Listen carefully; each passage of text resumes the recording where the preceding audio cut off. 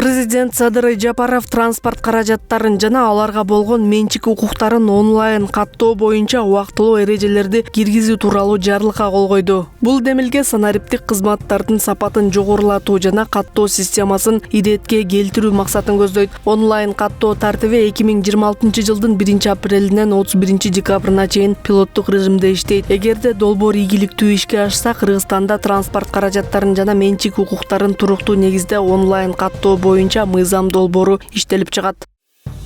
Өлкөгө 7.600.000 сомдук дары-дармекти мыйзамсыз алып кирүүгө бөгөт коюлду. Мамлекеттик салык кызматынан билдиришкендей, Ак Тилек көзөмөл өткөрүү пунктунда жүргүзүлгөн рейдтик иш-чаралардын жүрүшүндө ири көлөмдөгү дары-дармектерди жана ар кандай эл керектөөчү товарларды мыйзамсыз алып кирүү фактысы катталган. Тактап айтканда, жүк ташуучу автоунааны текшерүү учурунда өлкөнүн аймагына товарларды алып кирүү үчүн талап кылынган тиешелүү коштомо документтери жок дары-дармектер, медициналык буюмдар жана ар кандай азык-түлүктөр аныкталды. Алдын ала эсептөөлөр боюнча мыйзамсыз товарлардын жалпы баасы 7.600.000 сомдон ашат.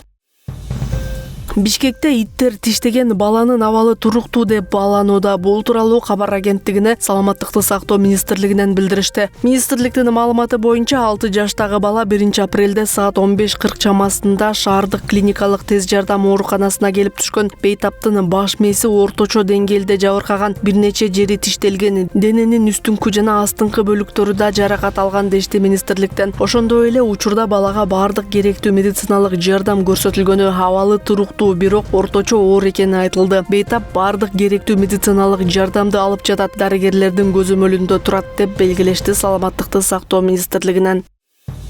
Ысык көлдө окуу машыгуу учурунда Су-25 учагынан ок дарылар түшүп кеткен. Коргоо министрлигинен билдиришкендей, учак Кант авиа базасынан учуп чыгып, окуу машыгуу учууларын жүргүзүп жаткан. 31 март күнү 17:25 чамасында Су-25 учагы окуу машыгуу учууларын аткарып жаткан учурда күтүүсүз жагдай катталган. Учак 3-чү бурулушту жасаган учурда 2 дана окуу тажрыйбалык октары кокустан ажырап түшүп кеткен деп айтылат маалыматта. Белгиленгендей, алар бош талаага түшүп, жабыркагандар жана кыйроолор катталган эмес. Окуядан кийин Россиянын аскердик аба күчтөрүнүн командачылыгы атайын комиссия түзүү чечимин кабыл алып, ал жакын арада Кыргызстанга келери күтүлүүдө. Ошондой эле Кыргызстандын коргоо министрлигинин чечими менен окуу машыгуу учуулары окуянын себептери такталганга чейин убактылуу токтотулду. Учурда Кыргызстандын укук коргоо органдары тергөө иштерин жүргүзүп, аскер прокуратурасы окуя боюнча текшерүү баштаганы маалым болду.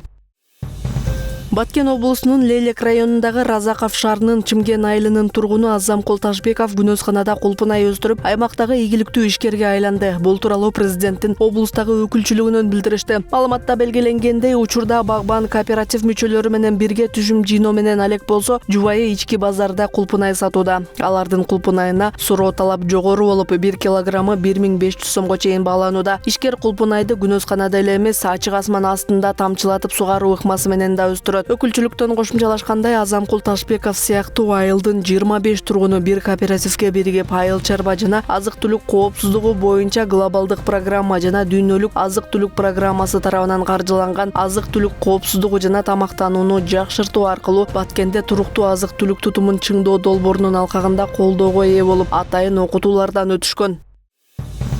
Бишкек шаарынын түндүк айланма жолуна баруучу Лебединовка ГЭС-5 унаа жолун реконструкциялоо иштери кызуу жүрүп жатат. Бул тууралуу транспорт жана коммуникациялар министрлигинен билдиришти. Маалыматка ылайык, узундугу 5,1 чакырымды түзгөн бул тилкеде учурда жол четине тротуарларды салуу, тосмолорду жана лотокторду орнотуу, ошондой эле Чоң Чүй каналынан өткөн жолду оңдоп түзөө иштери аткарылууда. Аны менен катар Жибек жолунан Чоң Чүй каналына чейинки 400 метр аралыкта жолдун негизги катмарын төшөө иштери жүрүүдө. Белгилей кетсек, реконструкция иштеринин алкагында жолдун категориясы өзгөрүп, 2 тилкеден 4 тилкелүү болуп кеңейүүдө. Ошондой эле долбоорго ылайык учурдагы көпүрө кеңейтилет. Ага кошумча жөө жүргүнчүлөр үчүн дагы жаңы көпүрө курулуп, май айында толугу менен колдонууга берилет. Кумтор ишканасынын былтыркы кирешеси 1,434 миллиард АКШ долларын түздү. Бул тууралуу Кумтор Голд компания жабык акционердик коомунун 2025 жылдагы ишмердүүлүгү боюнча отчетунда айтылат. Маалыматка ылайык өткөн жылы Кумтордо 12.081 килограмм алтын казылып алынган. Компаниянын 2025 жылдагы кирешеси 1 миллиард 434 миллион АКШ долларын түзүп, ал эми таза пайдасы 706 миллион АКШ долларынан ашты. Бюджетке салыктар жана башка төлөмдөр түрүндө 246,5 миллион АКШ доллары которулду. Ошондой эле 2025 жыл үчүн дивиденд түрүндө 300 миллион АКШ долларын төлөө чечими кабыл алынган. Бишкекте 4 автобус каттамы убактылуу өзгөртүлдү. Бул тууралуу мэриядан билдиришти. Маалыматка ылайык, Абубазов көчөсүнүн Салиев көчөсүнөн тартып, Жибек жолу проспектисине чейинки бөлүгү реабилитациялоо иштерин жүргүзүү үчүн жабылгандыгына байланыштуу автобустар каттамдарын өзгөрттү. Номер 36, 105, 152 жана 162 автобус каттамдары убактылуу жаңы схемалар боюнча каттайт. Мэрия шаар тургундарынан убактылуу жаралган ыңгайсыздыктарга түшүнүү менен мамиле кылууну жана каттамдарын алдын ала пландап алууну суранат.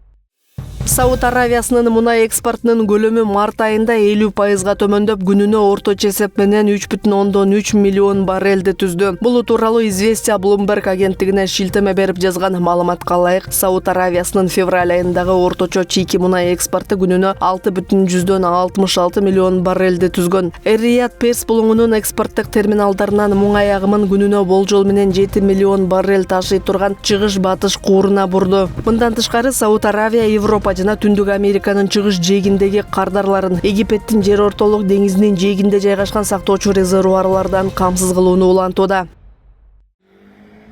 Бишкек шаарындагы Гапараев атындагы Кыргыз улуттук көркөм сүрөт музейинде эл аралык эбру өнөрүнүн көргөзмөсү болуп өттү. Түркия Республикасынын Кыргызстандагы элчилигинин колдоосу менен белгилүү эбру сүрөтчүсү, ЮНЕСКО адамзаттын жандуу казынасы наамынын ээси Хикмет Барутчугилдин катышуусунда Эбристан коомдук фонду тарабынан уюштурулган эбру өнөрү менен Кыргызстан аттуу эл аралык көргөзмө болуп өттү.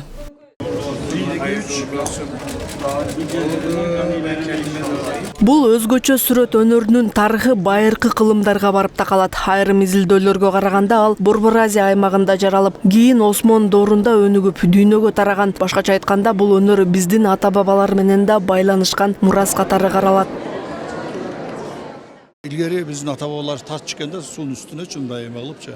Анан бул көптөн кийин унутулуп калган. Азыр ушу Түркияда, мен Берлинде да көрдүм, ушу өнөрдү аябай жандандырып атат да. Себеби бул өнөрдүн мындай адам кыялына, фантазиясына мүмкүнчүлүгү өтө чоң. Жөнөкөй сүрөт болсо, табло 4 бурчтук болсо, бу жерде мындай көркөм картина түшкөнгө чоң мүмкүнчүлүк берет да. Ошондой эле боектордун айкалышы. Сиз мындай элестип көрсөңүз, кисти менен кагазга түшүргөн, мисалы үчүн гүл тартсаңыз, анын рельефи үстү кандай болот, бул суу менен. Бул как-то бул өнөрдүн боегу мындай аба дем алып жаткандай көрүнөт да, ушундай тирүү да. Ошондуктан бул өнөр өзгөчө. Ошондуктан мына Кыргызстанда көп жылдардан бери унутулуп калганын ачыгын айтканда, мына кызыбыз, Мухриса кызыбыз ошол өнөрдү баштап аткандыгы өтө жакшы көрүнүш деп айтам да. Бул эски өнөрдүн жаңырышы болуп атат да. Боюнда бар аялдарда, жаш балдарда колдонсо болот. Ошондой эле биздин колдонгондой кистичкаларыбызда колдо жасалган кистичкалар, бул розанын сабынан, бул жерде аттын куйругундан. Ebru suyun yüzü demek. Suyun yüzü. Suyun yüzü. Emni için suyun yüzünde siz sivetleri salıp ardından kağızı ona batırıp, körsötüp kağızı çıkarıp alasınız. O suyun yüzünden kağıza geçin. Kağıza ötüt. Bunu da Kırgız baldarı görse, Kırgız baldarı praktis etse, gelip bunu öğrense, özü evinde jasasa, yakşı bolot. Хикмет Барутчугил эбру өнөрүн дүйнөгө таанылткан улуу чеберлерден бири. Анын эмгектери ондогон өлкөлөрдө көрсөтүлүп, бул кайталангыс искусствону глобалдык деңгээлде тааныткан.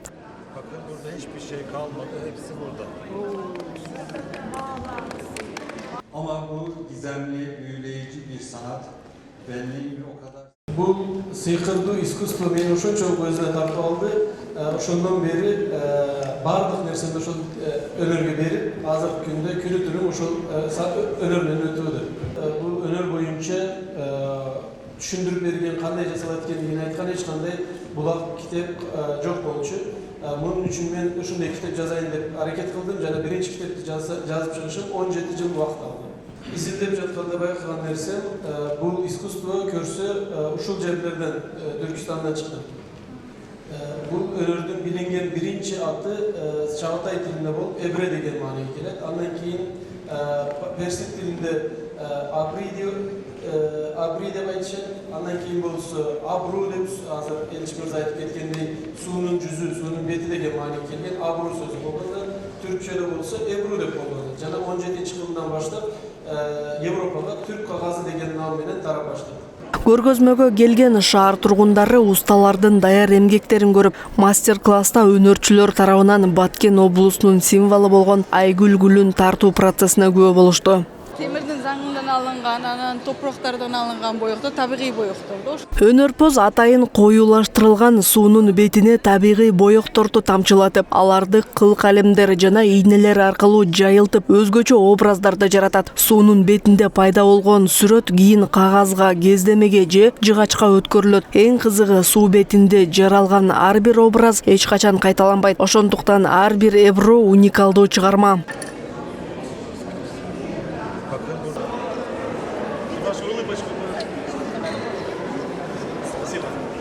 Ebru өнөрү сабырдуулукту, ички тынчтыкты жана терең көңүл топтоону талап кылат. Ар бир кыймыл так болушу керек. Ошондуктан Ebru менен алектенген адамдын өзү да, анын ой жүгүртүүсү да тынч абалда болуусу маанилүү. Биздин устаханабыз бар.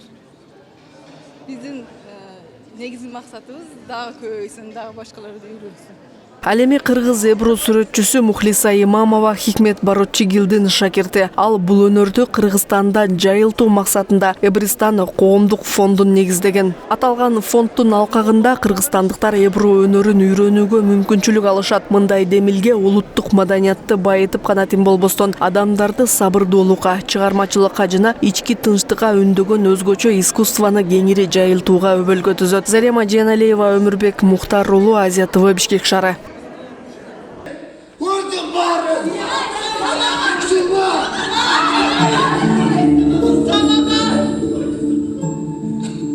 Улуу муун менен кичүү муундун ортосундагы түшүнбөстүк, эне баланын ортосундагы ажырым, жан дүйнө өксүгү.